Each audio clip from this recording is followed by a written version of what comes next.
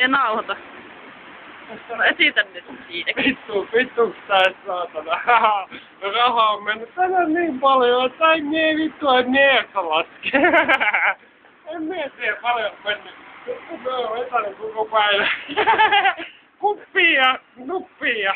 Sen lisäksi mä oon vetänyt kipulääkkeet 5000 grammaa. Eikö siis 5000 grammaa?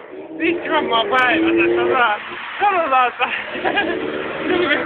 hyvin on vetänyt kemikaaleja tänne lähtöön niinku pohjille ja en tiedä mitä me oon vetänyt kaikki sekaisin tänään. Kaikki mahdolliset, ei muu. Mä nyt pysy paikalle ja puhuu. Joo, tänään ei muu niinku ei muu niinku mitään ilmeempää. Kaikki sekaisin jo vaan ja nyt lähtee.